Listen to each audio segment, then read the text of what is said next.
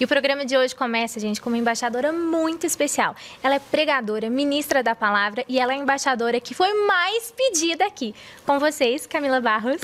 Uau! Gente, que top! Deixa eu fazer as próprias palmas. Lu, é um prazer, uma honra estar aqui. E eu queria deixar registrado que é o meu primeiro podcast da vida. Uau! Que obrigada, honra, gente! Muito obrigada que mesmo. Honra. Não, uma honra pra mim e pro Glorify, né? Nossa, a honra é toda minha. Minha frequência cardíaca tá alta. Sério, de verdade.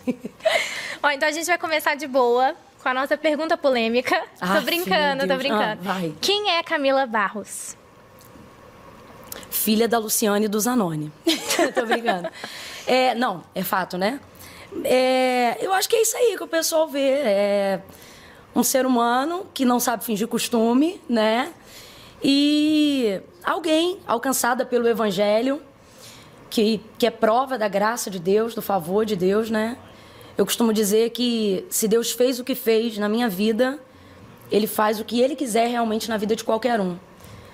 A Camila é uma menina que... Foi uma menina, né? que nasceu num lar muito, muito simples, vem de uma família muito humilde. A gente era bem pobre, né? Eu gosto sempre de separar essas palavras, porque elas não significam a mesma coisa, né? É verdade. Nem todo mundo que é humilde é pobre, nem todo mundo que é pobre é humilde. E na nossa casa a gente era um pouquinho de tudo, nesse aspecto. E minha mãe conheceu o Senhor primeiro, e depois ela obrigou a gente a conhecer o Senhor, né? Não teve muito esse negócio de... Não foi por livre, espontânea vontade, o pessoal conhece, não. Eu me lembro que uma das poucas palavras que ela gravou logo no início, depois de passar a frequentar a igreja, era: não é por força e nem por violência. Depois que ela começou a frequentar, ela obrigava a gente a ir, porque eu já era adolescente, minha irmã também. Uhum. E a gente não queria ir, porque a gente veio desse mundão e tal, e no período da adolescência, então, né? E aí eu me lembro que eu não captava, não prestava atenção em quase nada, porque eu só pensava na hora de acabar para poder ir embora, para sair daquela situação, né? E aí eu me lembro que um dia o pastor estava pregando algo e ele falou isso: não é por força nem por violência. Mano, eu garrei aquilo e eu falei: quando minha mãe obrigar agora a gente ir, eu vou usar a Bíblia contra ela. Tipo assim, praticamente um satanás na tentação era eu, né? Meu Senhor! Usando a Bíblia contra... E aí, na hora que ela falou: vamos embora arrumar para ir para a igreja, eu falei: mãe, o pastor disse, está na Bíblia, não é por força e nem por violência. Ela falou: ainda não cheguei nessa parte da Bíblia, não. Você vai... porque aqui em casa quem manda sou eu. Então era mais ou menos assim, né? Uau! E aí a gente conheceu ao Senhor. No início realmente foi por disciplina, porque a gente realmente não sabia muito o que queria da vida. Era adolescente você sabe como é que é, né? Uhum. E a minha mãe instruiu a gente no caminho que devia andar, mesmo quando esse caminho parecia ser muito tarde. Depois que eu entendi que Jesus realmente é o caminho, a verdade e a vida, eu aprendi que nunca é tarde para entrar no caminho. E aí ela instruiu a gente. E aí eu comecei a seguir ao Senhor e ali eu me apaixonei pelo Senhor, né? Uau! Como que foi esse processo seu de conversão? Então, quem já conhece o meu testemunho vai até ser um pouco repetitivo, mas é porque foi como aconteceu, né? Como eu disse, minha mãe foi primeiro e ela impelia a gente ir, a gente não queria, mas ela impelia com disciplina, autoridade dentro de casa. Nunca, independente do cristianismo ter acessado antes, a minha mãe ela sempre tinha um conjunto de regras e normas. Por exemplo, não xingar palavrão sobre hipótese nenhuma, né? Mesmo sendo bem do mundão e tal. Então ela tinha isso. E aí ela adotou esse mesmo nível de disciplina quando compreendeu que o melhor caminho era servir a Deus. E aí então a gente ia muito obrigado. Então era difícil ter uma ação do Espírito Santo num ambiente onde você se sente obrigado, mas não há nada que possa contra a intercessão, né? Poder da intercessão. Eu me lembro, ao falar disso, da Cananeia, Mateus capítulo 15, verso 21 em diante, que dizia para Jesus, mesmo quando ele não lhe respondia palavra alguma, ela dizia: filho de Davi, tem misericórdia de mim, que minha filha está miseravelmente endemoniada. E é interessante porque ela não dizia: tem misericórdia da minha filha. Ela dizia: tem misericórdia de mim. Então eu creio que tanto eu quanto minhas irmãs, o Senhor alcançou mediante a intercessão da minha mãe. Disciplina de um lado e intercessão do outro. Eu creio que no fundo ela também não dizia apenas: tem misericórdia delas, mas o clamor dela era: tem misericórdia de mim, né, para que a minha casa te sirva. E aí, num belo dia, num culto, e esse culto, ele caía num dia que era o mesmo dia que ia ter um evento especial na praça onde tinha o baile que eu frequentava.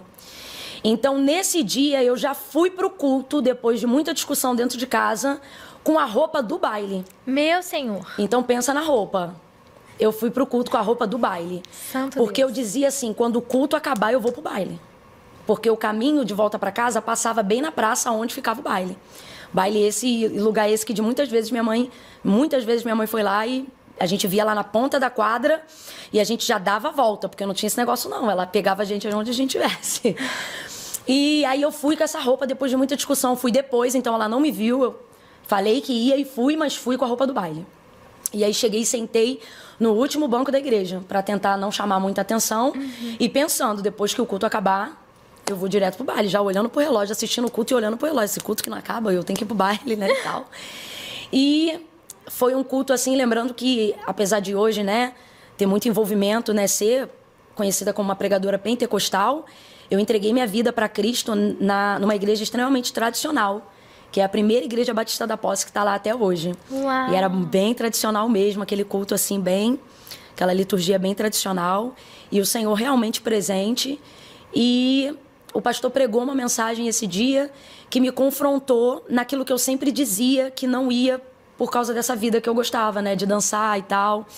E aí, toda vez na hora do convite eu não ia, porque eu dizia assim, eu não posso ficar lá e ficar cá. Então, assim, eu dizia assim, no dia que eu me consertar, eu vou. No dia que eu me consertar, eu vou.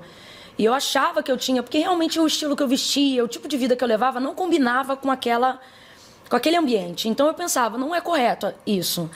E eu falei, não dá, mas nesse dia, à medida que eu dizia assim, não dá para ir do jeito que eu tô, o pastor pregando, ele dizia assim, porque Jesus disse, vem como você está, vinde a mim todos vós que estáis cansados, sobrecarregados, né, oprimidos e tal, e eu vos aliviarei. E naquele dia, eu fui tocada profundamente, porque eu amava o Senhor, Lu. Eu ficava a pelar e pecar, mas eu amava o Senhor. Então, hoje, o Senhor tem me permitido há alguns anos, e eu me emociono ao falar isso, porque Ele tem me permitido ganhar muitas almas no reino de Deus. E uma das coisas que eu falo na hora que eu estou convidando essas pessoas, independente de como elas estão vivendo ou vestidas, não importa nada disso, nesse contexto, na hora que eu estou convidando ali, eu me lembro de como eu estava. Para quem sabe, já sabe como eu estava. Para quem não sabe, eu estava de bermudinha, barriga de fora. Não era uma roupa nem própria para ir para a igreja, né? Mas era o afã de sair logo dali. Só que apesar disso, eu amava o Senhor. Eu sentia a presença de Deus de verdade, eu chorava. Então, nessa hora, quando eu estou fazendo o convite, realmente eu faço as pessoas entenderem o que só Deus, através da sua palavra, me fez entender na época que eu aceitei o convite de entregar minha vida para o Senhor. Porque as pessoas diziam assim, a impressão que você tem quando você entra numa igreja, que é um ambiente religioso, com pessoas que têm uma vida de renúncia e uma vida modesta, é que você está num ambiente onde tudo coopera para que você seja como elas. E quando você não se vê dentro daquele ambiente, você pensa que aquele ambiente não é para você, por mais que você sinta a presença de Deus naquele ambiente. Então era assim que eu me sentia. Hoje, então, quando eu convido as pessoas a entregarem suas vidas a Cristo, eu percebo que eu tenho que fazer elas entenderem que elas não têm que se consertar para vir, mas elas têm que vir como elas estão de fato. Porque Jesus disse algo, e é verdade quando Ele disse, sem mim nada podeis fazer. É Ele que faz realmente essa obra. E às vezes até por vaidade, você acha assim, eu não sou religioso, eu não ligo para isso, mas às vezes tem uma vaidade dentro de você que você diz assim, não, se for para ser crente eu não quero ser igual fulano. Como se você já fosse melhor do que ele na posição que você tá, dizendo assim, eu tenho que ser melhor, eu quero ser mais santo, quando eu consertar tudo, quando eu deixar de fazer isso ou fazer aquilo. E no final você não consegue consertar, e não é porque você não quer, mas é porque verdadeiramente sem a ajuda do Espírito Santo, né? Você não consegue fazer.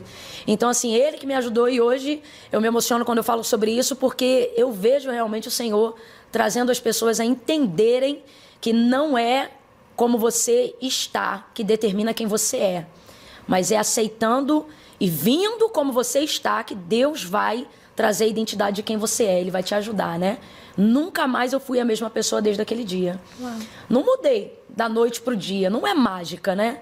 Evangelho não é pílula para felicidade.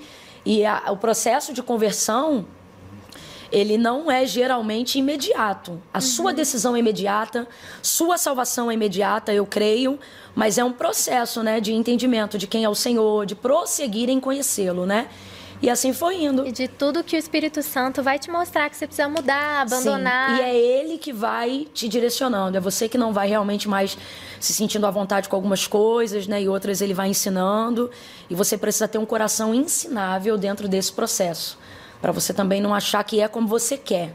Porque tem gente que está tão no afinco de, eu não vou fazer como ele está dizendo, como ela está ensinando.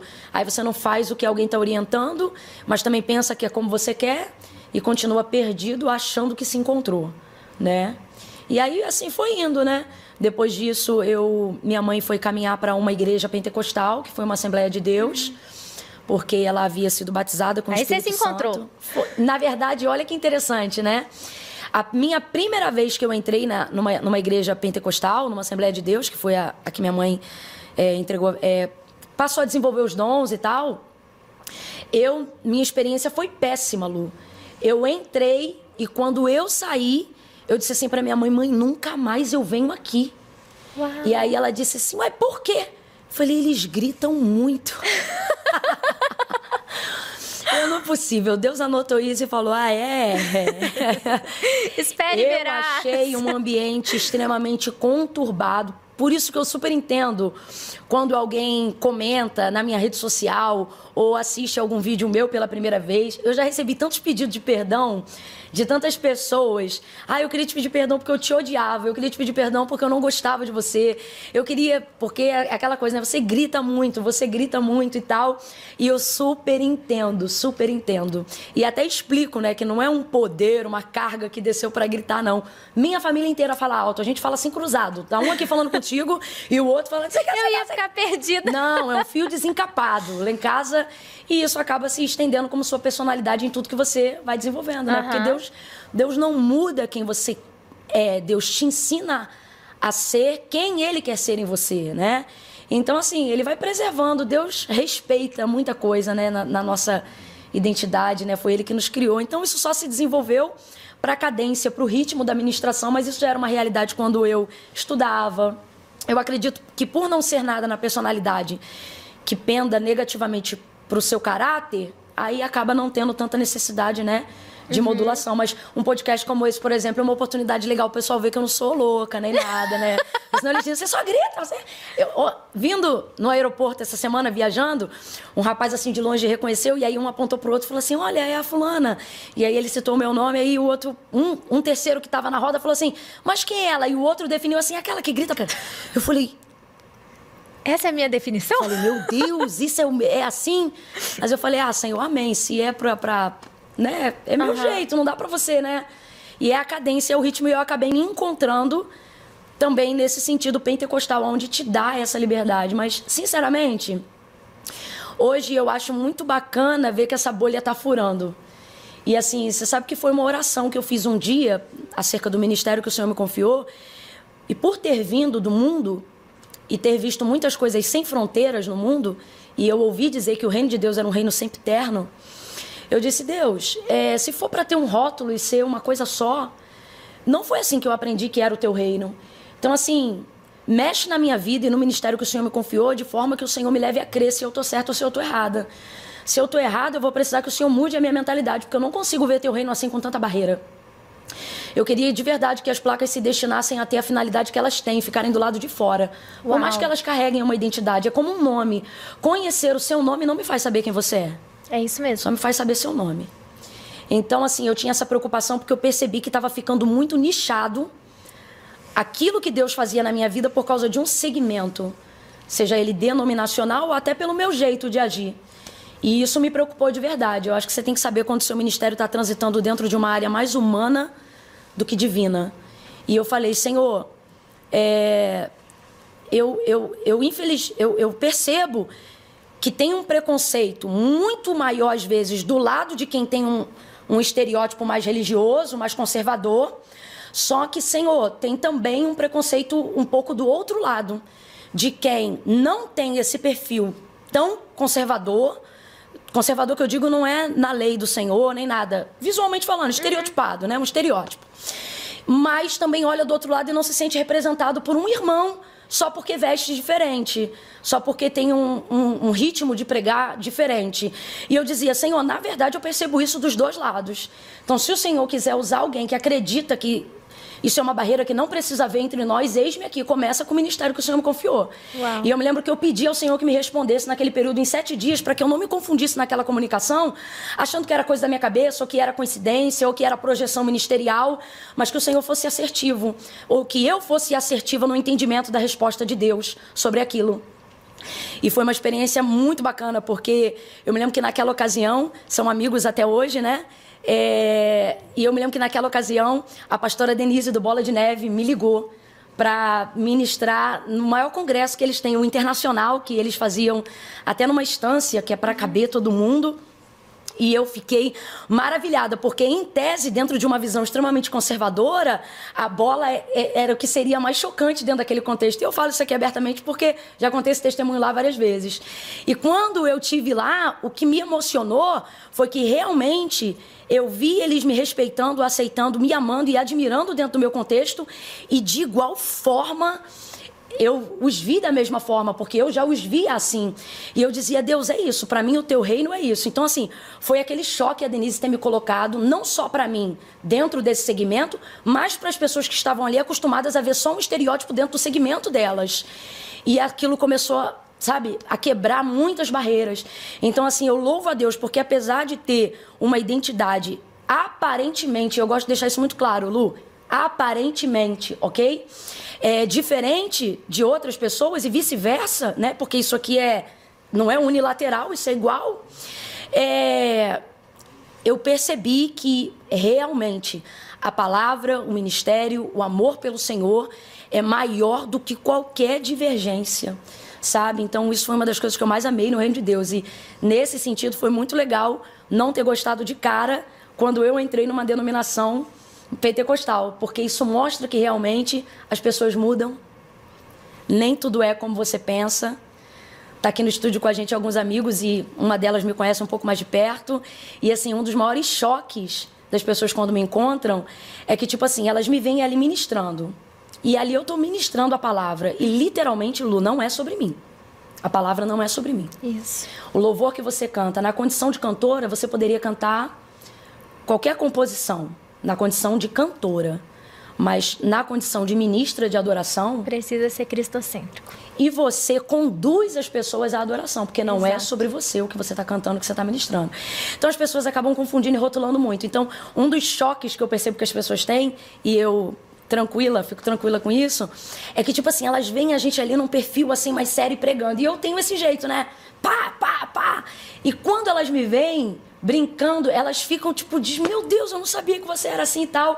Porque eu acho que tá na hora da gente ver que uma pessoa, ela é um universo de coisas. Você não é um microfone, você não é o seu CD. Sabe? Isso é só uma parte de tudo aquilo que você E é. a Camila não é grandona. Porque não eu sou. achei que ela Poxa, era Lu, super... não precisava Gente, ter falado isso. eu achei que a pastora Camila era super alta. E quando ela chegou, ela é pequenininha. E eu sou.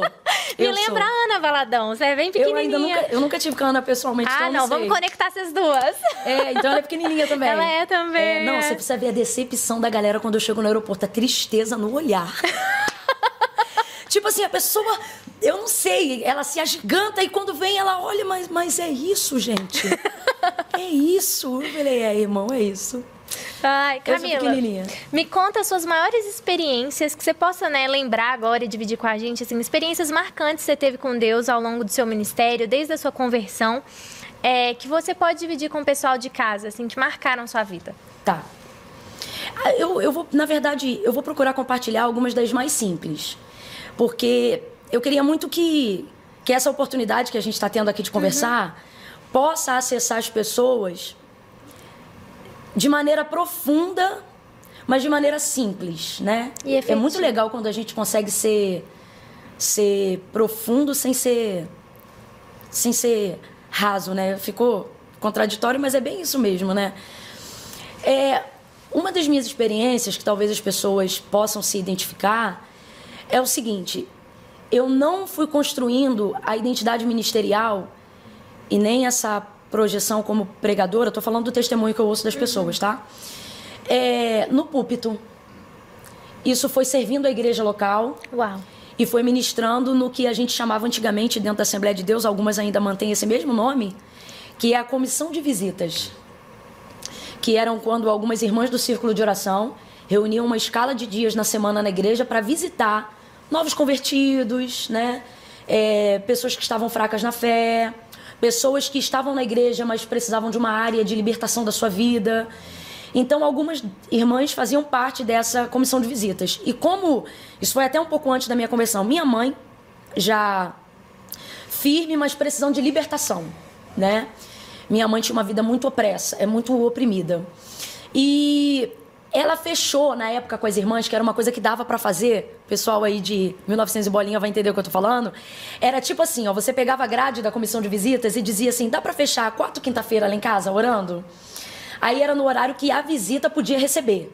E no caso da minha mãe era sempre de manhã. E aquilo me aborrecia, aquelas mulheres orando dentro de casa de manhã. Primeiro que eu ficava igual esse povo, eu dizia, rapaz, esses crentes não tem o que fazer não, 9 horas da manhã na casa dos outros, né? E aí uma das que me marcou foi, ela tá viva até hoje, eu quero louvar a Deus pela vida dela, a missionária Maria Vânia. O que acontecia? Elas iam lá pra casa pra orar pela libertação da minha mãe. E esse horário eu tava dormindo, que era muito cedo. E quando elas chegavam, eu dormindo, aquilo me irritava muito. E aí um dia eu levantei muito brava e abri a porta sanfonada do meu quarto, que era uma portinha sanfonada, e eu abri muito forte assim, pau, e fiz barulho para elas verem mesmo que eu tava irritada, né? E sabendo que minha mãe ia brigar comigo depois, mas eu sabia que minha mãe não ia fazer escândalo na frente delas. Aí, para não dar mau testemunho pras irmãs. Aí eu bati e tal, bem brava, e eu me lembro de ter passado de baby doll do quarto pro banheiro, para usar o banheiro. E depois saí do banheiro e voltei pro quarto e fiz barulho de novo. Só que nessa que eu fiz o barulho da porta do banheiro para passar pro meu quarto, a missionária Vânia virou para mim e eu não sabia nada disso, o que era profecia, nada disso. E confesso que nem acreditava direito, porque nessa época eu tinha vindo de uma igreja batista tradicional e a gente não tinha essa mesma fluência nesses dons. E não estava muito firme nem nada, porque como eu disse, eu aceitei Jesus, mas muita água ainda passou debaixo da ponte. E aí, quando eu tô passando, a Evânia olhou pra mim, e ela não sabia meu nome ainda, e ela disse, menina. E eu olhei pra ela, e ela disse pra mim, eu vejo o globo terrestre debaixo dos seus pés. E o Senhor vai usar suas pernas com muita velocidade, porque esse globo, ele roda debaixo dos seus pés. E eu tentando montar na minha cabeça aquela visão que ela tava falando, tipo, loucura, né? Mas é tão lindo, Lu, que quando Deus quer se achegar em alguém, quem já conhece Deus pensa assim, eu vou tentar traduzir, mas posso te falar, Deus não precisa ser explicado. Ele sabe se fazer entendido quando ele quer falar com o homem. É isso mesmo. E aí ela falou, eu vejo o globo debaixo dos seus pés e você correndo com muita velocidade. E eu vejo agora, enquanto eu falo com você. E naquela época eu não entendia isso. Eu vejo agora, mulher, ou tu vê ou tu fala. Como é que tu vê agora? E aquilo tudo eu me lembro de passando na minha cabeça. E aí ela disse assim pra mim, e agora, enquanto eu falo com você, eu vejo, ela estava tendo uma visão aberta, né? Eu vejo descendo uma faixa no seu peito escrita missionária, porque você vai levar a palavra do Senhor. E uma Bíblia com uma capa dourada diante de você. E você vai pregar a palavra. E para que você saiba que é o Senhor, Deus do céu e da terra, que fala contigo nesse dia chamado hoje, nunca mais eu esqueço essas palavras. Uma pomba branca repousa agora sobre o seu ombro esquerdo. E por esses dias você vai ser batizada com o Espírito Santo com fogo e terá como evidência disso o falar em outras línguas. Cara, o que é o falar em outras línguas? Eu não tinha a menor ideia. E aí, por aqueles dias, ou seja, antes de romper o mês, porque foi na primeira semana das 4 que elas faziam de quinta-feira na casa da minha mãe, eu comecei. Toda quinta-feira de manhã elas estavam orando. Toda quinta-feira de manhã. Aí eu que já sentia muita raiva, comecei a entrar para ouvir como é que era a oração. Comecei em um ambiente que era desconfortável, começou a se tornar agradável para mim. Quando a campanha acabou, ou uma semana antes, na verdade, dela acabar, minha mãe ia para a igreja e eu já queria ir com ela. Para aquela igreja que eu achava conturbada, gritaria, todo mundo louco, aquela coisa toda.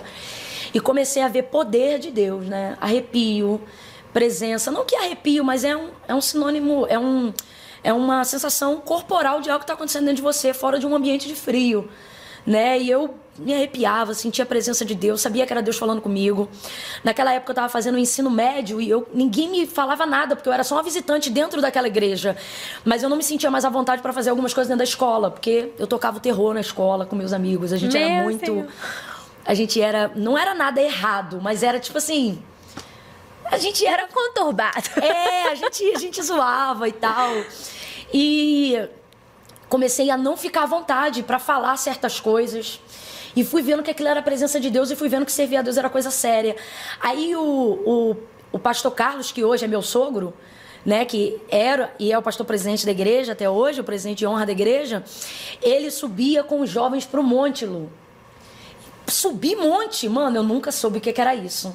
E eu via que os jovens voltavam diferente. E aí eu perguntei se eu podia ir, ele deixou e falou como que tinha que ser, né? Que tipo assim, ó, você tem que ficar ligada e tal. Me explicou como é que eu tinha que... Porque eu nunca fiz aquilo, morri de medo, subi numa trilha escura no meio do monte, no mato, dizer Jesus, os crentes me atacaram a coisa. Mas eu disse assim, Senhor, se é verdade, tudo aquilo que o Senhor falou pela boca da Evânia, que eu vou levar a tua palavra e tal... Então abre a minha mente e eu quero ser usada com poder como eu vejo o Senhor usando aquelas pessoas. Por quê, Lu? Eu frequentava um culto nessa igreja, que minha mãe fazia parte, que Deus falava muito por revelação. E assim, era coisa realmente séria. Tipo assim, pra você ter noção, falando bem rasgado pra todo mundo entender, se eu fizesse uma besteira na escola nesse dia do culto, eu não ia pro culto, porque falava o que você tinha feito. E eu tô falando de uma época que isso aqui não existia. E aquilo me assustava, eu dizia, realmente Deus é poder. E aquilo me atraiu. Então, quando eu subi para o monte, eu pedi aquele poder. Eu disse, se o Senhor realmente fala na boca desses que se chamam profetas, se o Senhor fala realmente com visão, se o Senhor mostra coisas, eu quero receber os dons que a igreja fala que é o Senhor que dá. Só que eu não pedi um só, não. Eu pedi uns 3 nesse dia. E eu subi, e nesse mesmo dia, quando o meu sogro, que eu conheci primeiro como meu pastor, impôs as mãos sobre mim e ministrou, porque ele perguntou o que eu queria, eu falei, eu recebi imediatamente esses dons. E ali acabou, aí ali eu fiquei fiel mesmo, séria, firme, entendi a responsabilidade e vi quão maravilhoso era servir esse Deus. E comecei. E aí a minha oportunidade para pregar e tal foi dando continuidade nessas comissões de visitas. Por quê? Outras pessoas precisavam de visitas. E eu queria servir a Deus. E não via em mim nenhuma aptidão. Então, o que eu podia ajudar? Eu percebia que era uma área carente no ministério, porque às vezes era um horário à tarde ou de manhã e muitas pessoas não podiam ir. Então, a comissão de visitas, que era o que resgatava essas pessoas e ajudava a libertação dessas pessoas, ela era muito carente, com irmãs muito idosas, que às vezes precisavam de uma ajuda até para botar ou tirar um sapato. E eu pensava, eu posso servir com qualquer coisa nisso, né? Só que elas, cheias do Espírito Santo de Deus, né? Eu me emociono porque 2 delas já dormem no Senhor e me ensinaram tudo que eu sei sobre isso, né? Ou a maior parte. E eu ia com elas para ajudar, né? No sol e tal, para visitar as pessoas recebiam a gente com muita alegria. Ali eu vi como as pessoas são carentes. Então, assim, não tem santidade que te bote num nível grande de poder com Deus que faça você olhar quem está fora da presença de Deus de cima para baixo, porque elas querem muito esse Deus, elas só não sabem como acessá-lo. E aí, quando você olha elas de cima para baixo, você torna isso mais difícil. E a comissão de visita me ensinava a olhar pela perspectiva delas, né? E ter vindo desse meio também. E aí eu ia com elas para a comissão de visitas. E elas vendo que eu estava ali, Deus dava a elas direção. E elas diziam, Camila, traz uma palavra. E foi assim. E eu ia trazendo uma palavra ali. E aí, quando eu ia para o culto, já estava tendo aquele testemunho de que naquele culto do lar, eu fui bem numa palavra, ou Deus moveu algo. E aí, quando tinha culto, aí dizia, ó, dá uma palavra ali. Aí me dava uma palavra no culto. Aí você vai rompendo, né? Eu acho muito especial você falar isso, porque hoje eu considero que a nova geração sonha em nascer grande, né? Assim, já pensa que você já nasce no púlpito, você já começa, né, no lugar de destaque, principalmente com tantas pessoas nascendo na internet, que é um medo muito grande até que eu tenho, né? Porque a gente precisa ser pastoreado, igual você falou, quantas mulheres estavam com você e te pastoreavam, você teve seu sogro que te ensinou, né? Então tem raiz por trás, né? E é muito lindo a gente ouvir isso de você para que essa nova geração aprenda que às vezes quer ser uma Camila Barros, quer ser a Camila Barros sem passar né, pelo servir. Não é só pelo ser grande, por estar no púlpito, mas é servir, é enxergar as pessoas como Jesus enxerga, é olhar na mesma perspectiva e é realmente cumprir o reino, né? O que você considera que foram as suas maiores dificuldades quando você começou mesmo nesse caminho ministerial? De pregar, assim. Sim. Você sabe que, assim, eu vou ser muito honesta com você. Já me fizeram essa pergunta outras vezes e, para não parecer arrogante diante de Deus, eu fico tentando lembrar de uma dificuldade que tenha sido bem dificultosa para eu conseguir ser o mais natural possível, mas não dá para ser o mais natural possível sem ser sincera, né? E Lu, tem dificuldades sim, mas se eu falar para você que elas não foram difíceis para mim, por quê? Não é porque eu sou maravilhosa, não, porque eu não sou. Mas eu estava tão focada em ser útil que qualquer dificuldade que aparecesse, que normalmente envolve o quê? Preconceito. Às vezes o fato de ser mulher dentro de um segmento onde tinha e até hoje tem um domínio maior masculino, né? E nada contra, eu acho que isso é uma questão natural da história e do que a própria palavra de Deus rege. Então, assim, tem, mas vê se você entende, são obstáculos, mas que para mim não foram difíceis, porque de verdade eu não estava preocupada em superar eles naquilo que eu estava fazendo. Eles realmente não tinham a minha atenção. Camila, você viu como fulano te tratou? Diante de Deus eu não vi. Camila, você viu o que o outro falou? Não vi. Aquela indireta foi pra você. Jura? Lu, não tô querendo dar uma de hipócrita, de farisaísmo. Eu não via, porque eu ia focada em fazer aquilo que eu tinha que fazer. Então, assim, aquilo realmente não me afetava. Você estava falando sobre essa geração que acaba se preocupando e se ocupando muito em querer ser grande, porque as pessoas hoje acreditam que você só é relevante se você tiver seguidor, reconhecimento da maioria, né? E na real, vou até olhar pra cá, é aqui, né, que a gente fala com a galera. Na real, esse é o maior equívoco de quem quer ser reconhecido. É o maior erro de quem quer ter sucesso. E é o maior erro de quem quer ser grande. E deixe-me lhe dizer, não é pecado querer ser grande. Porque o Senhor Jesus, na celebração da última ceia, ele mesmo disse na discussão entre os discípulos: se vocês quiserem, o que quiser ser grande no meu reino, aprenda a servir o menor. Então ele deixa claro que no reino dele tem grandes pessoas sim, lugar para ser grande. Só que olha como é que se conquista esse lugar, servindo o menor. Então, assim, olha o que o texto diz, olha o que outras passagens dizem sobre Jesus, que a fama dele percorria e ele se retirava para orar. Então, Jesus se ocupava muito mais em fazer aquilo que ele precisava fazer do que em criar um conteúdo para a forma como ele queria ser visto pelas pessoas. Uau. E hoje em dia as pessoas gastam muito mais tempo e energia que deveriam estar tendo na sua devocional, na sua vida com Deus, para ter um conteúdo a mostrar para as pessoas. E isso é muito mais trabalhoso. Por isso que muita gente está esgotado. Porque não está fluindo de maneira natural. Não é a sua realidade. Então, todas as vezes que você procura... Eu sempre digo isso. Quem procura ser famoso vai fracassar de um jeito ou de outro.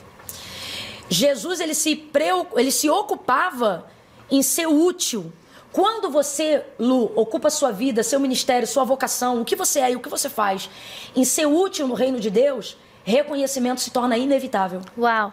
Inevitável. É uma consequência do que você está fazendo. Tem pessoas na igreja que não têm um nome conhecido, mas às vezes quem está ali na frente não consegue dar fluidez na logística do culto ou na liturgia do culto se aquela pessoa não estiver presente, porque ela cuida de coisas que as pessoas nem se atentam, sabe?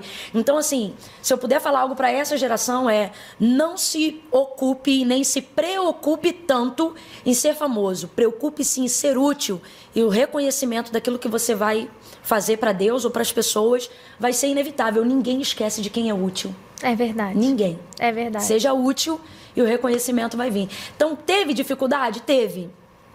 Mas, quando eu tento acessar essa memória dessa época e eu acesso aqui, eu não tenho essa dor. Se eu tentar traduzir para você aqui uma dor, eu não vou estar sendo honesta com você, Lu. Não vou estar sendo honesta com Glorify. Eu não consigo visitar essa área como uma lembrança de dor. Qual que é a minha dor? Então, para ser bem franca, a minha dor daquela época é a mesma até hoje. Que é o quê? Ser devocional. E eu não tô falando isso porque eu tô no Glorify, não. Eu preparei um conteúdo com a galera falando sobre isso aqui, a minha experiência com Glorify. Eu achei que era raso, que não era o suficiente, porque eu tinha uma visão muito religiosa da forma que tem que ser a sua vida com Deus. Até que um dia, estando muito mal, falei, quer saber, deixa eu ver esse aplicativo mesmo. E eu fiquei chocada. Com a profundidade da palavra, com a maneira como aquilo reagiu em mim e como tem me ajudado nesse procedimento de disciplina. Eu não estou dizendo que ele substitui qualquer espontaneidade que você tenha que ter com Deus, mas ele te ajuda a manter disciplina quando você não tem espontaneidade. Então você continua mantendo suas reservas. E essa foi a minha experiência. Então qual é a minha dor dessa época? Ser crente de verdade, não ser crente de púlpito. Não ser crente de culto. Não ser um crente automático de uma agenda. Minha dificuldade é a mesma. A minha dor, o que para mim é mais difícil no ministério até hoje, é quarto, é jejum, é oração, é seu tempo com Deus. Que não é substituído nem por nenhum milagre que você faça enquanto você está ministrando. O que você faz para Deus não muda o seu tempo com Deus. Quantas vezes a gente se perde fazendo coisas para Jesus, mas não estando com Jesus, né? Então, minha dor e meu desafio, eu acho que ele não é só meu, é de qualquer ministro, é você conseguir olhar para a tua vida, seja 10 anos atrás, ou projetando 10 anos para frente e falar, eu melhorei com Deus, eu fui me aprofundando, eu fiz o que Billy Graham falou, fui falando com ele até sermos amigos íntimos. E, infelizmente, a verdade é que ao longo da caminhada, às vezes tem alguns hiatos no tempo.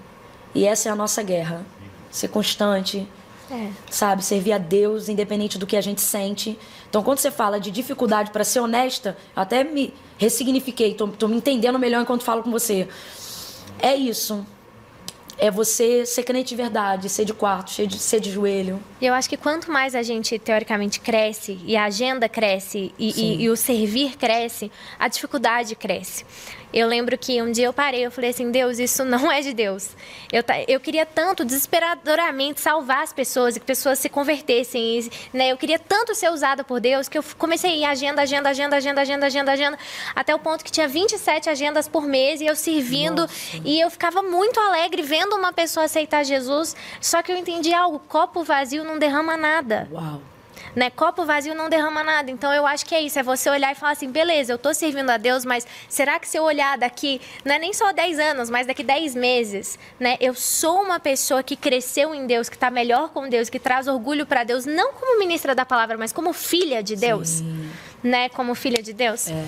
Camila, autenticidade e firmeza, eu já vi que são 2 características suas. Oh, meu Deus, eu recebo. Você sempre foi assim? Eu sempre tive, assim, falando de temperamento, né? Eu achava que eu era sanguínea. Aí eu tirei um tempo pra dar uma olhada melhor nos temperamentos, né? Segui alguns perfis, assim, de alguns... Essa galera, né? Psicólogos, psicanalistas, assim, mais respeitados dentro dessa área.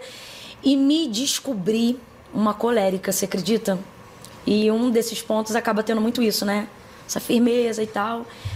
Que como qualquer área, de qualquer temperamento, em qualquer pessoa, tem um lado bom e um lado que precisa ser trabalhado, né? Então, tem até um livro que fez muito sucesso, e é Temperamento Controlado pelo Espírito Santo, né? Gente, esse eu não li ainda. E tem, assim, você tem que realmente controlar, né? Mas eu me lembro, eu sempre fui meio que assim mesmo. Uau, que legal. Então tá, vamos lá, vamos para mais perguntas, eu quero saber mais. Eu sei que agora você mudou muito, até com Glorify, né? Você começou a contar essa experiência pra gente, que você tinha meio que um preconceito aí, achando que era raso, e aí se surpreendeu. Total. E hoje é a nossa embaixadora, gente. E você também tinha preconceito com as redes sociais? Porque seu ministério era muito e hoje a gente vê você crescendo e alcançando muita gente através das mídias sociais. Tá. Lu, eu queria de verdade, na real, aproveitar esse espaço para dar um recado para os meus amigos da década de 80 e de 90. Sim, década de 80. Lu, hoje eu pago um certo preço pela ignorância desse tempo. Eu tive uma live até na época, e eu comecei na época até um movimento que foi quebrando a ignorância. Hoje eu tenho um curso, que é o Chamados Excelência, onde a gente fala sobre vocação, sobre chamado. Mas, na verdade, isso começou com um e-book digital, que na época eu contava sobre a minha experiência, à luz da palavra de Deus, como eu fui confrontada e como eu fui visitada por Deus, para entender que o evangelho não muda nunca, mas a minha linguagem estava ficando obsoleta, não na minha forma de pregar, mas na forma de acessar as pessoas, de acreditar que o jeito que eu sabia era o único jeito. Então eu não rompia com nenhum desafio e não acreditava, porque eu espiritualizava. É muito fácil, Lu, espiritualizar o que eu não quero realizar. Uau! E como era uma área de desafio muito grande, até hoje, tá sentada aqui, olhar para ali, tentar falar, até hoje é um desafio para mim. Naquela época, né, isso tem 2 anos e 6 meses, mais ou menos, que foi um pouquinho antes da pandemia, ainda era muito difícil. E aí eu me lembro que eu lancei esse e-book gratuito para todo mundo, que chamava-se Quebrando a Ignorância. Você vê, até o nome era ignorante, era agressivo, né? Quebrando a Ignorância. Tipo assim, parece uma pancadaria, né? Uhum. Mas é porque eu tava radicalmente disposta a quebrar com isso na minha vida e mostrar para as pessoas o quanto foi nocivo esse período de ignorância que eu colocava na conta da santidade. Porque a maioria das pessoas que tem dificuldade de romper nessa área, elas acabam espiritualizando aquilo que elas não estão tendo coragem de executar ou de se reformular. Porque mudar é muito difícil, mudar é ruim, é incômodo, né? Então, assim, na época o Senhor me visitou com algumas coisas. Primeiro, parábola dos talentos. Eu vou chegar no digital, mas é só para contar rapidinho como é que foi essa experiência. Eu achava assim, Deus, eu vou tornar isso assim, tipo, moderno, digital, uma experiência minha contigo. Eu tinha essa dificuldade de entender. E aí o Senhor falou para mim que o servo mau e infiel na parábola, e se você ler numa palavra que traduz mais próximo do grego, na verdade está escrito assim, Lu, servo mau e negligente. Uau. E eu gosto dessa versão porque o infiel dá a impressão de que não é crente, de que não é mais o negligente, não. É aquela pessoa que pode estar no lugar certo fazendo a coisa errada. E eu me identifiquei total, porque eu já tinha um amigo que me ligava e ele falava, Camila, onde você não ganha terreno, as pessoas estão usando aquilo que é seu. E elas estão transmitindo para as outras pessoas a imagem que elas querem ter de você e não a imagem que você realmente tem. Naquele dia Deus falou assim comigo, Lu, na sua mão, o ministério que eu te confiei é um ministério, mas na mão deles é só um produto. Na mão de quem usa com capas sensacionalistas, títulos sensacionalistas, gente que edita alguns segundos da sua mensagem para poder ganhar mais views no canal. Essas pessoas que, infelizmente, na sua maioria são crentes, não sei se são salvos, só Deus sabe, mas na sua maioria são crentes, usam seu conteúdo, sua voz, sua imagem de maneira totalmente leviana, às vezes até imoral. E eles iam ganhando esse espaço. Agora, em contrapartida, eu sei que também nessa época de viralização, Deus usou isso para soprar o meu nome, porque era assim que ele dizia, para a glória dele, mas ele dizia assim, eu vou soprar o seu nome. E ele usou para isso, e isso foi muito bom, mas faltou em mim, nessa época, instrução, talvez, referência, talvez, de quem eu olhava que era muito antes de mim, ou seja, pessoas bem mais velhas, que também não viviam isso, não se adequavam, não acreditavam que fosse preciso se modernizar, falar essa linguagem, entrar para a internet, né, e tal. E como eu não tinha, então, essa referência, porque minhas referências de Bíblia, de devoção, de adoração, excelentes nesse aspecto, porém, assim como eu, carentes nessa outra área. Então, como eu não tinha, eu protelei muito, muito. Não... Lu, meu canal tem 2 anos e 6 meses. Uau, muito meu pouco canal oficial. tempo. Meu canal oficial. E só tem isso porque, na ocasião, o Giovanni, que era quem me ajudava muito, que hoje é da Todá, né? Enfim, ele falava muito comigo. Ele ia, onde eu estava hospedada, ele dizia, pastora, deixa eu ir só para conversar. E ele tentava, e ele me ajudou muito. Giovanni, se você estiver assistindo, ó, gratidão. Gratidão sempre pela vida dele, porque ele tentava me fazer entender isso. E ele tentava me fazer entender essa outra parte. Pastora, onde você não entra, eles vão entrar.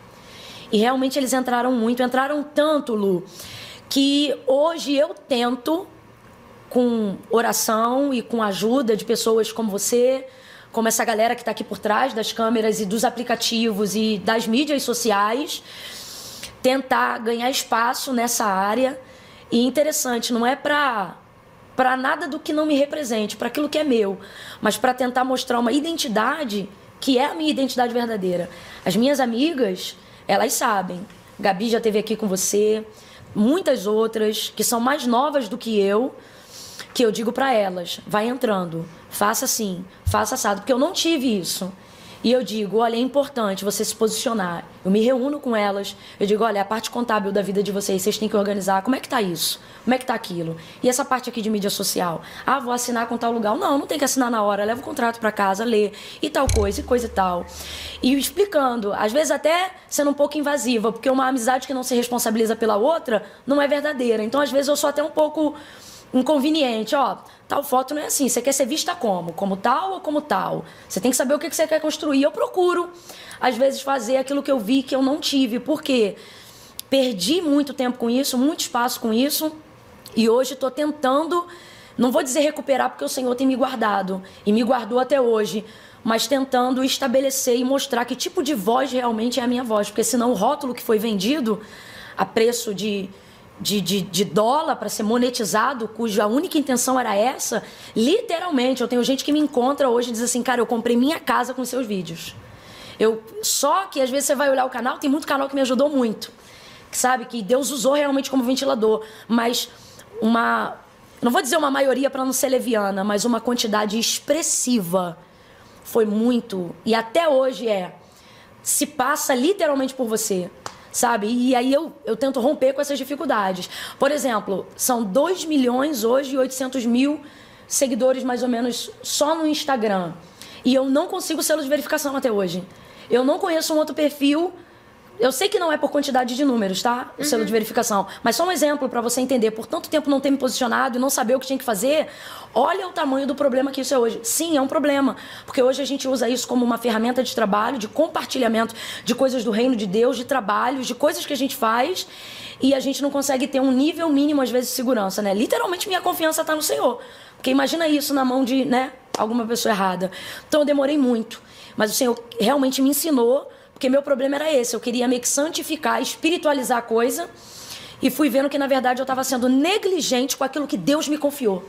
Porque ninguém vai cuidar daquilo que Deus te confiou com o mesmo apreço que você. É verdade. Então você não pode esperar que as pessoas cuidem daquilo que é seu da mesma forma que você, porque Deus deu a você, não deu a elas, né? Se qualquer coisa, seja a tua maternidade, tua paternidade, seja o teu trabalho, então aprenda a exercer governo naquela área que Deus te deu. Então, na área hoje digital, mídias sociais e tal, eu tô nessa luta, tanto espiritual em oração, quanto no físico, no mundo real, para estabelecer o governo dentro daquilo que Deus me deu. Porque quando o Senhor criou o homem, Ele não disse, descansa, Ele disse, governa sobre isso, né? Então, se você não fizer, vocês que estão me ouvindo, alguém vai fazer por você, vai ganhar por você e vai vender literalmente uma imagem que na maioria das vezes não representa quem você é, só representa quanto que eles querem ganhar. Um dia, num bate-papo com a Nívia, eu estava conversando com a Nívia, isso não está em lugar nenhum, a gente estava junta, sentada, conversando. E aí, nesse bate-papo, a gente começou a falar de redes sociais. E eu querendo ajudar ela para um negócio do Glorify. E aí ela falou comigo, Lu, eu sou muito ruim de rede social, né? Ela falou, né? Eu sou muito ruim e eu não sei usar direito, eu não posto os negócios direito. E ela brincando, né?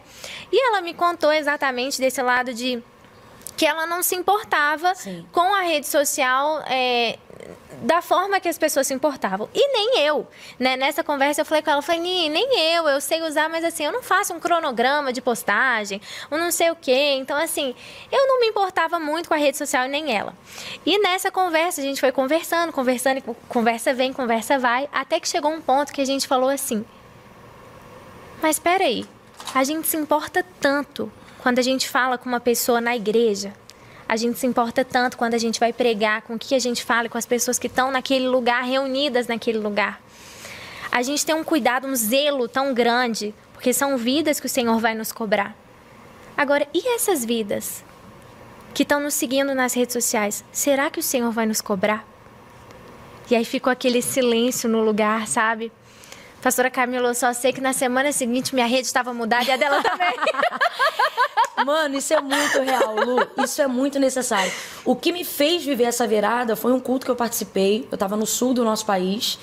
E me convidaram, no período da pandemia, bem no início, para ir para uma live. Aí eu dizia, gente, se é live, por que eu não posso fazer de casa?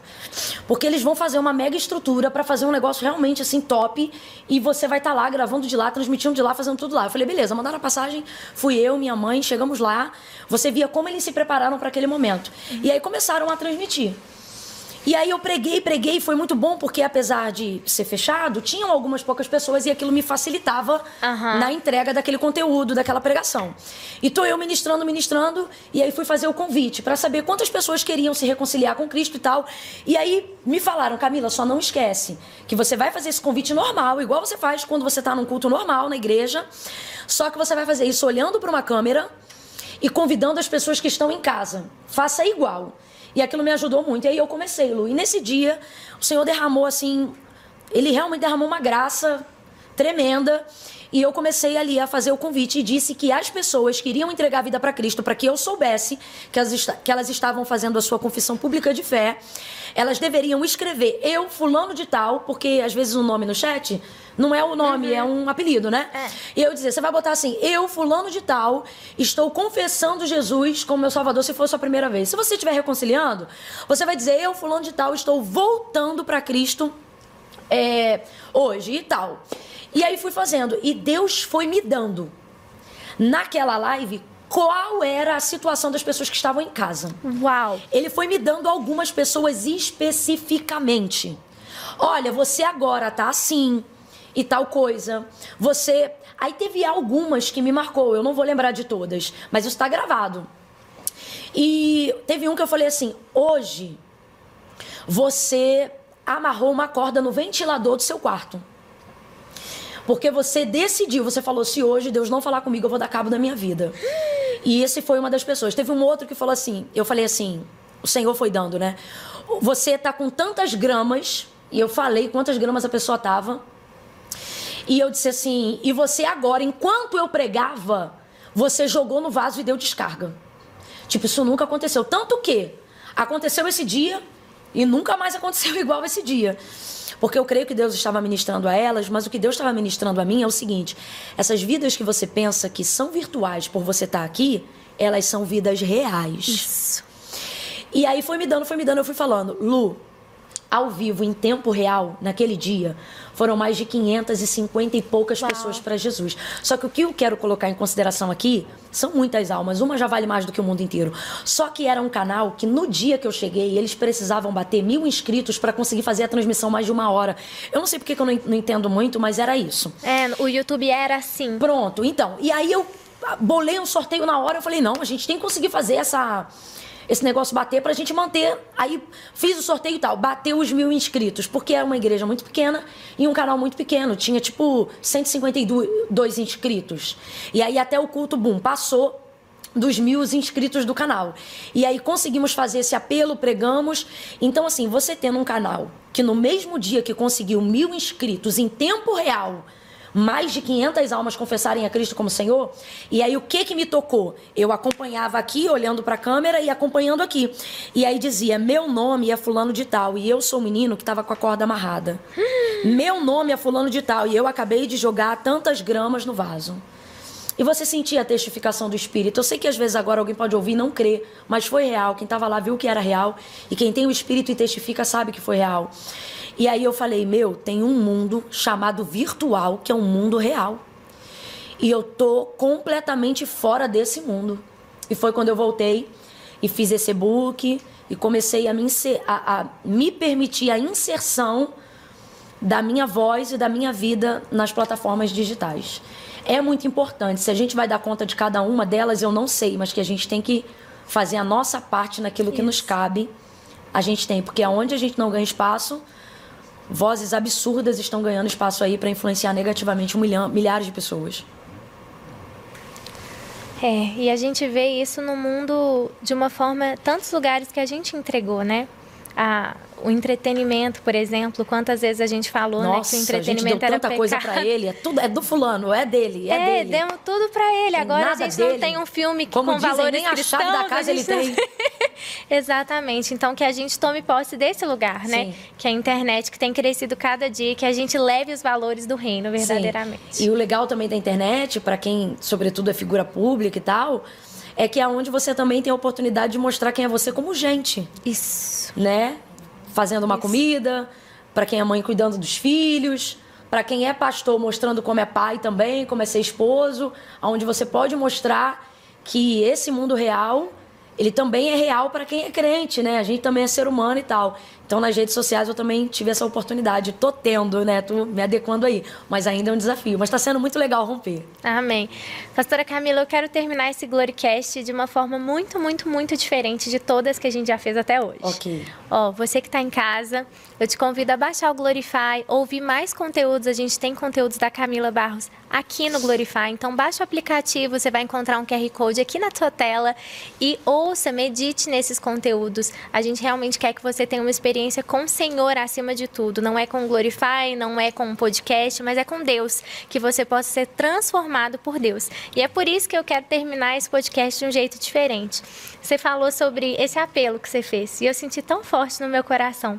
Por que não fazer um apelo, né? Uau! Para que essas pessoas que estão ouvindo esse podcast, talvez pessoas que se afastaram de Jesus, pessoas que querem voltar, né, para esse caminho, e pessoas que nunca tiveram oportunidade, talvez caíram aqui de paraquedas, talvez te seguem há um tempo, mas nunca tomaram essa decisão, que hoje, nesse Gloricast, nesse podcast, elas possam tomar essa decisão. Então, o final é com você.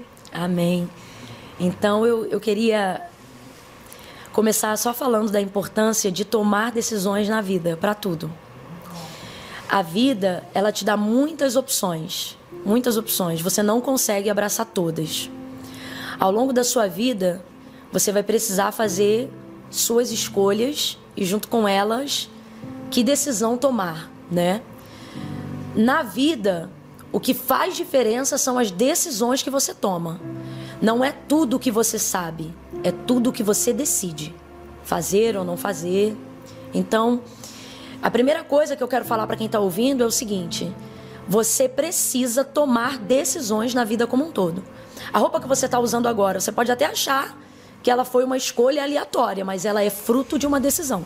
A roupa que você está usando agora é fruto de uma decisão. Se foi uma decisão pensada, se foi uma decisão impensada, mas ela é fruto de uma decisão. A comida que você comeu hoje, fruto de uma decisão. Se foi a melhor decisão ou se não foi, nada muda um fato. O que está no seu estômago agora foi uma decisão que você tomou.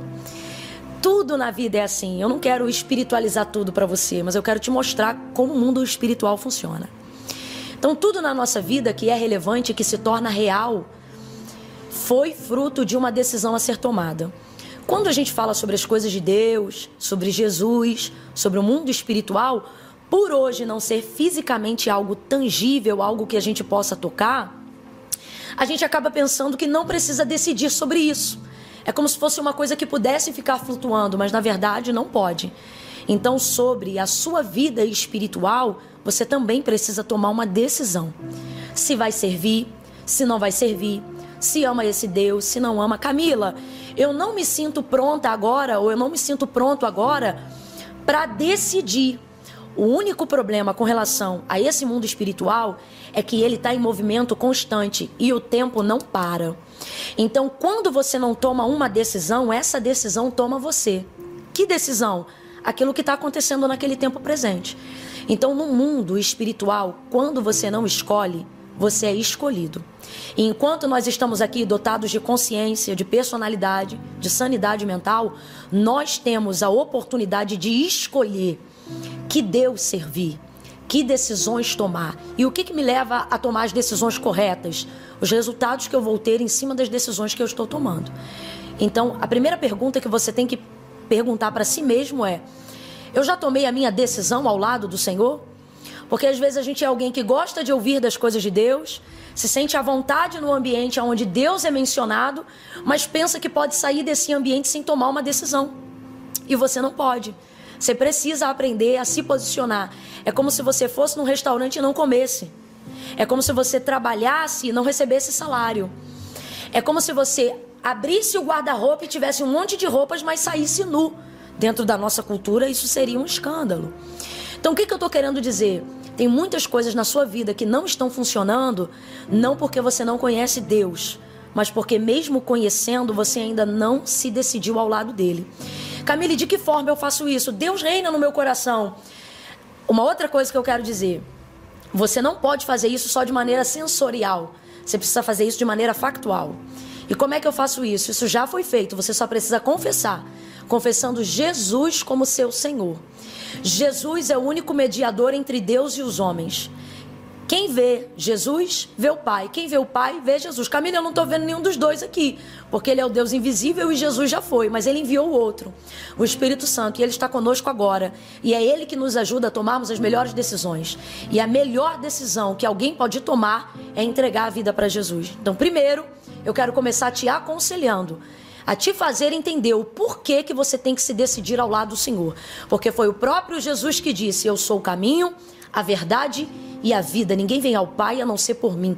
Jesus, apesar de ser o destino, ele nunca disse eu sou o destino. Ele disse eu sou o caminho. Porque você não tem que se arrumar e se consertar todo, como eu falei aqui no início do meu testemunho, para seguir ele. Você primeiro segue ele. E depois ele ajuda você nesse caminho. Foi o próprio Jesus que disse: ora, sem mim nada podeis fazer. Sem Jesus você não pode fazer nada. Eu tô falando agora, Lu, com pessoas que estão protelando a sua felicidade. Gente que diz assim: depois que eu comprar minha casa própria, eu entrego a vida para Cristo. Como se isso pudesse esperar para o final de sua vida. Só que o Senhor está dizendo: eu não quero te encontrar no final. Porque quem joga a felicidade para o futuro é você. Eu quero te fazer feliz agora. Eu sou o caminho, a verdade e a vida.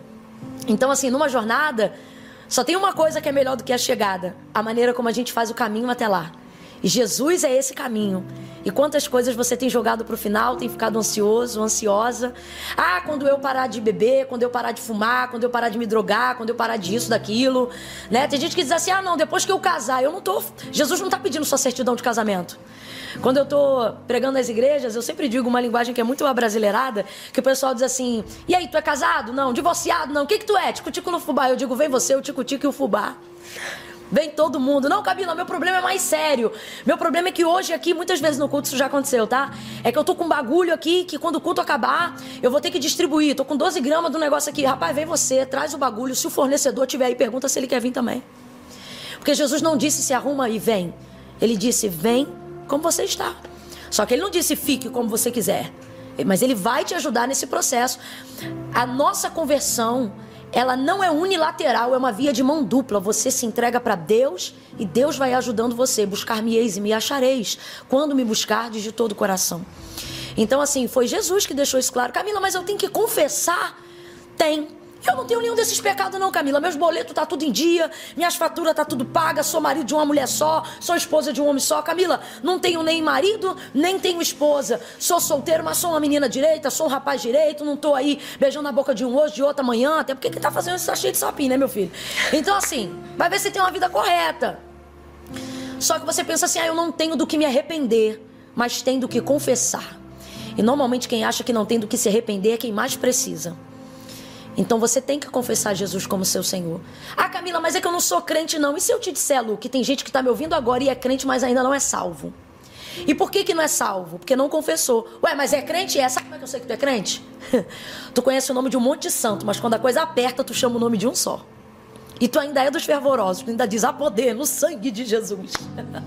Não, Camila, que eu tô desviado. Irmão, desviado não assiste podcast de crente, de gente falando das coisas de Deus. Desviado não frequenta culto. Que desviado é você que antes de fazer a prova faz uma oração. Que desviado é você que quando sai de casa diz: Deus me guarda. Que desviado é você que quando vê alguém passando situação difícil diz: Deus ajuda essa pessoa. Que desviado é você? Você não é desviado, você é afastado e tem temor e saudade. Seu coração clama por Deus. A alma de uma criatura, de toda criatura, anseia pelo seu Criador. Só que enquanto você não reconhece Deus como Senhor, reconhecendo o seu Filho como Senhor, você não passa de criatura. Mas João deixou muito claro: e a todos quanto recebeu, receberam com eles o direito. Há um direito. Aí eu te pergunto, Lu, quem é que tendo uma herança com direito a receber, não vai lá buscar? Ei, você tem direito. de ser feito filho de Deus, filha de Deus, tá andando como quem não tem pai porque quer, porque se tomar uma decisão hoje, você é filho e filha de Deus. E quando você é filho, você não vale mais o que você tem no bolso. Você sabe quem você é. Agora, Camille, precisa confessar? Precisa. Escreve um e-mail, procura alguém que já é crente, procura uma igreja, faça disso uma confissão pública de fé. Que nem sempre, Lu, significa pegar o microfone e dizer, eu entrego minha vida para Jesus. Não, mas é tornar pública a confissão da sua fé. Torne pública a confissão da sua fé, dizendo para as pessoas que você entregou sua vida para Jesus, tendo uma vida de frequência na igreja, buscando alguém, buscando uma instituição de fé para se atrelar ao corpo de Cristo aqui na terra. Torne sua confissão pública. Sabe por que eu digo isso, Lu? Porque foi o próprio Jesus, gente, com todo carinho. Isso está acima. Não foi igreja evangélica, nem católica, nem padre, nem pastor, nem pregador. Foi Jesus. Isso está acima de tudo que você tem como referência, ok? Não quer acreditar no que eu estou falando? Ok. Então vai para um nível acima. Foi Jesus que disse assim: aquele que me confessar diante dos homens, eu também o confessarei diante do meu Pai que está no céu. Mas aquele que se envergonhar de mim diante dos homens, também ficará envergonhado diante do meu Pai e dos anjos que estão no céu. A maioria das pessoas que não confessam Jesus Cristo como seu único e suficiente Salvador, não são pessoas que não amam ao Senhor. São pessoas que amam, mas não têm coragem de confessar, porque o seu pecado está diante delas o tempo todo, dizendo que elas não são dignas. Porque o seu medo está o tempo todo diante de você, dizendo que você não merece ou que não é a hora. Olha o que ele disse: todos aqueles que me confessarem diante dos homens serão confessados diante do meu Pai que está no céu. Mas aquele que se envergonhar, qual é o problema? Não é falta de amor, nem falta de fé. É excesso de vergonha. Camila, se eu tenho vergonha, Deus entende, mas não aceita. E o que eu faço com a vergonha? Mete no bolso e confessa com vergonha e tudo. Porque a vergonha é passageira, mas a sua salvação é eterna. A vergonha, o medo, tem impedido pessoas de dizerem para elas mesmas e para os outros: Jesus Cristo é o meu Senhor. Eu podia estar pregando uma palavra aqui emocional agora, Lu, mas eu tenho entendido ao longo dos anos caminhando por todo esse Brasil e fora dele, que muitas pessoas não entregam a vida para Cristo porque elas espiritualizam o que elas precisam decidir. Como eu disse, da roupa, da comida. Ah, Camila, mas eu nem tô chorando nesse apelo, porque eu não fiz ele para você chorar. Eu fiz ele para você decidir. Você não tem que espiritualizar o que você precisa decidir. Quando eu tô no culto, o pessoal diz assim: ai, mas eu não tô nem sentindo um arrepio. Eu digo: quer sentir arrepio? Tira a roupa no frio, meu filho. Conversão não é arrepio. E com todo respeito, por mais que alguém esteja sendo tocado agora e chorando, também não é lágrima. Quantas pessoas choram e depois não transforma nada? Porque conversão é decisão. Faça de Jesus o Senhor da sua casa, porque senão alguém fará da sua casa servo do Senhor deles. Traga o governo de Cristo para a sua vida, porque qualquer outro Deus que me apresentem na sociedade, o que eu estou falando agora não tem a ver com crença, tem a ver com realidade, ok? Realidade histórica. Qualquer outro Deus que já me apresentaram fora do Deus de Abraão, de Isaac e de Jacó, que eu conheço, fora de Jesus Cristo, que é o único mediador entre Deus e os homens, sempre pediram alguma coisa antes de dar. Ele é o único que eu conheci que deu tudo e não pediu nada, a não ser a confissão do que já foi feito. O quê? A verdade de que Jesus é o Senhor, dos vivos e dos mortos, de tudo que existe e de tudo que há. O nome sobre todo nome, o leão de Judá, a raiz de Jessé, o lírio dos vales, a estrela da manhã, o alfa e o ômega, o primeiro e o último, o cordeiro e o leão, aquele que tira o pecado do mundo, o sangue acima de todo sangue. Deus está falando comigo, Lu, eu não programei isso aqui, mas Deus está falando comigo que tem alguém agora me ouvindo do outro lado e vai dizer assim: mas eu não posso, porque o pacto que eu fiz é de sangue. Pois assim te diz o Senhor que eu sirvo e que também é seu Senhor, porque Ele é Senhor dos senhores acima de todos. Me diga qual foi o sangue que você derramou, que o sangue do meu filho não é o suficiente para pagar a sua dívida. A sua dívida está paga. É mentira do adversário contra você. Sua dívida está paga e você foi comprado por preço de sangue. Não importa quanto sangue você tenha derramado por algo ou por alguém, o sangue que comprou sua vida pagou até a sua dívida e está pagando a dívida desse sangue que você derramou para receber alguma coisa de alguém. Assim diz o Senhor, viu? Então agora, Você que vai tomar sua decisão, eu não sei se vai estar em qual mídia social isso aqui, mas manda seu testemunho, escreve o seu nome. Não vou contar testemunho, Camila, quero só pontuar a minha decisão. Então você escreve em qualquer meio, eu não sei como é que a gente pode fazer. É isso mesmo, você que está assistindo pelo nosso canal do YouTube, pode mandar escrevendo aqui nos comentários embaixo, colocando a sua confissão de fé. Você que está assistindo pela televisão, entra na nossa rede social, @glorifyappbr, e coloca ali também a sua confissão de fé, lembrando que a gente sempre vai indicar, nós não somos uma igreja e nós queremos que você faça parte do corpo de Cristo, que você faça parte de uma igreja. Então frequente uma igreja, seja no seu bairro, seja na sua cidade, é que você se sentir ali parte dessa igreja, mas também vá a uma igreja. Mas nesse momento, nós queremos que você tome essa decisão. A pastora Camila falou sobre se decidir, e esse é o momento de você tomar essa decisão por Jesus. Isso, decida-se. E vamos aproveitar aqui e já deixar uma coisa. Sabe como a gente pode definir isso nos comentários? A maneira como vocês ouviram a Lu apresentar aí? Dizer, hoje eu tomei a minha decisão. E por que eu digo isso? Vou falar um negócio bem rasgado aqui que é para todo mundo entender. Nem todo crente é salvo, mas todo salvo é crente. O que é isso, Camila? O que é crente? Crer em Deus como Senhor dos senhores. E tem muita gente que crê em Deus como o único Senhor até, mas não confessa isso e não vive isso. Por isso hoje eu procurei me deter em falar mais sobre decisão, porque às vezes você conhece Deus, sabe quem Ele é, fala com Ele, mas pensa que pode prosseguir a sua vida sem decisão. Então, para você entender que não é coisa de igreja, não é coisa de pastor, é coisa de Deus, é coisa de Jesus em pessoa dizendo, aquele que me confessar, ou seja, tem que tornar público do lado de fora, seja numa escrita, seja no verbal, aquilo que já é uma verdade no seu coração. Porque o que a Bíblia fala até sobre os demônios, que eles também creem e estremecem. Então entenda o que eu estou querendo dizer. Nessa conjuntura, eles também creem. Então o que é o crente com a propriedade da palavra? É quem crê. Só que aí eu te pergunto, eles são salvos? Não. Às vezes a gente comete esse equívoco. Crê, busca, fala com ele, mas não decide. E no meu coração hoje eu senti que tem um público aí do lado que Deus está dizendo, ei, você já me conhece, ei, você já fala comigo, cadê a sua decisão? Lu, me perdoa, mas é que Deus está mandando eu falar literalmente com alguém aqui o seguinte, olha, Deus está dizendo assim, ó, até quando você vai me tratar como amante?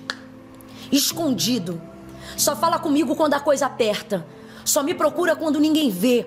Só me busca na penumbra da noite ou na dificuldade da madrugada ou quando o adversário está te oprimindo ou alguma coisa está te apertando. Deus está dizendo, eu quero andar com você na luz do dia. Eu quero colocar uma aliança no seu dedo, compromisso. Deus está dizendo para alguém aqui em Cristo, o noivo quer colocar uma aliança em você e te fazer noiva. Efizibabelá. Palavra de Jeremias a Israel quando ela estava apostatada. Te digo, afastada. Nunca mais te chamarão desamparada, como um jovem casa com a donzela. E olha que ela tinha se prostituído na idolatria, hein, Lu? O texto de Ezequiel diz assim, olha, tu te prostituíste com teus amantes, tu estava banhada no teu sangue. Quando eu passei por ti, eu te vi. No teu tempo de amores, quando os teus seios cresceram, tu te deitou com eles, tu entregou seu prazer para eles. Mas mesmo assim, depois que tudo isso passa e cativeiro passa, ele diz, a promessa lá de Jeremias está lá na vida dele, de Israel. Ele diz assim, mas eu te digo, como um jovem casa com a donzela, como se tinha se prostituído? Ele está dizendo, o mundo vai te ver como alguém que se prostituiu pelo que você cometeu, mas quando eu olhar para você, eu vou te tornar virgem de novo, pura de novo, donzela de novo, tá entendendo? É figurado. Deus está dizendo para alguém aí do outro lado, não me importa de onde você vem, não. É igual a samaritana, quando Jesus pede o cântaro dela. Quando você toca nele, não é ele que fica sujo, é você que fica limpo.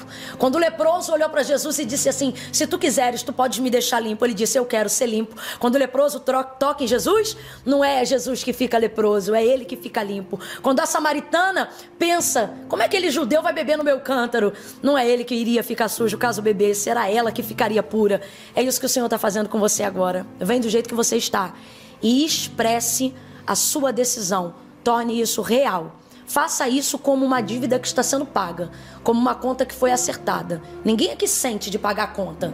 Você paga porque tem que fazer. Então, se você já sente, se está no seu coração, faça isso com Jesus.